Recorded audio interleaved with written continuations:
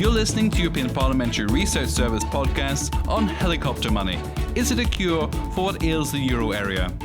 In this podcast, we're going to talk money, helicopter money. This term refers to additional free money distributed to citizens to relaunch stagnating economies. Is this a partial cure for what ails the European economy? While some experts argue it would help jumpstart the EU economy, others are more sceptical and warn about the dangers. Want to know more? Stay with us. Imagine European Central Bank Chief Mario Draghi flying in a helicopter over the euro area to throw money to the crowds below. This is a very surreal thought, obviously. However, the concept of helicopter money has taken off among some financial experts who see it as a possible cure for the weak European economies. But what is helicopter money exactly? The term was originally coined by US economist Milton Friedman in the 1960s. In a tough game, he suggested that a helicopter fly over a community and drop bills from the sky in the hope that this additional free money would make consumers scurry to the shops to spend their windfalls.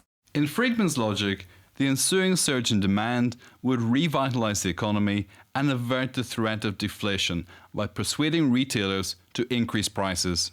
Definitely an interesting thought, but up to now it has never been tried out in real life by any major central bank.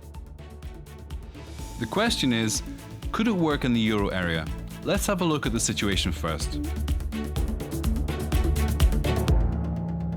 The financial crisis has led to economic stagnation in the EU, and the problem is especially acute in some member states.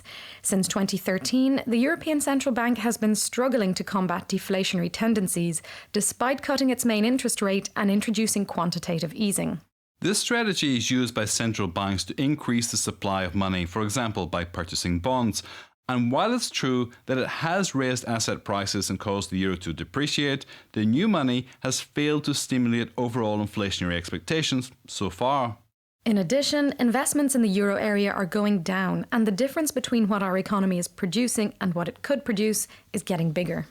So here's where helicopter money could help, or so say its advocates. However, there are many open questions regarding its practicability, benefits, and legality. So let's examine this concept in greater detail. To start with, there's no common interpretation of what helicopter money actually is. Friedman's original idea has been developed further by other academics, including former Federal Reserve Chair Ben Bernanke and economist William Bowter. Bernanke raised the possibility for monetary finance tax cuts, whereby a government could cut taxes in a slump, with the central bank committing to purchasing government debt in order to prevent interest rates from rising. In Bowter's view, helicopter money is very similar to quantitative easing, as it permanently increases the stock of base money through the purchase by the central bank of non-monetary sovereign debt held by the public. The main difference is that while quantitative easing is reversible, helicopter money is not.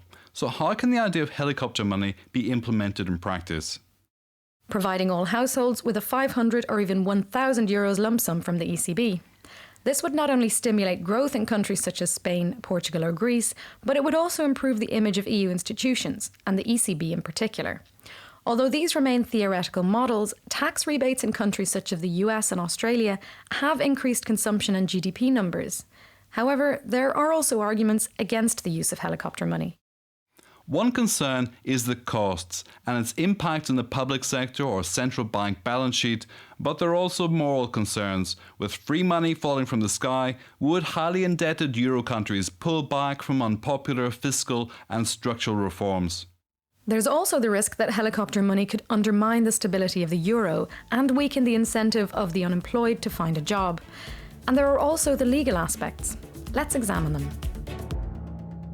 Legal questions relate not only to EU law, but also to how the concept of helicopter money is interpreted and to the role and mandate of central banks. Economists and financial experts have different views on this.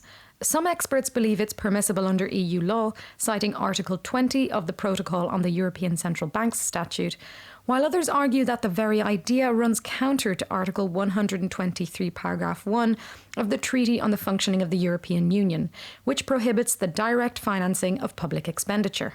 MEPs and top economists discussed the concept of helicopter money during a conference on quantitative easing for the people organised by the European Parliament in March 2016.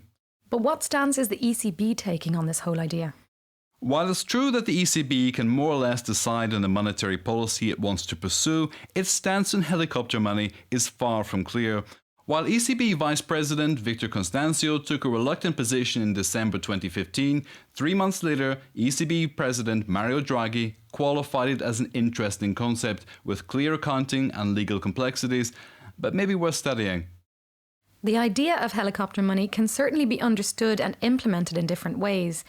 It could be effective in stimulating demand and fostering GDP growth, but would it have sufficient democratic legitimacy? Who would want unelected central bankers to be in charge of taking such a decision, even if it may well be the right one?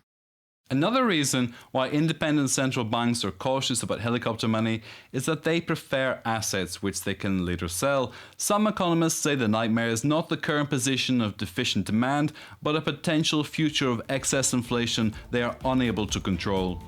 Will we ever see euro banknotes pouring down from the sky?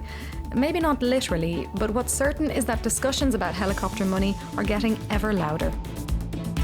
You're listening to the European Parliamentary Research Service podcasts.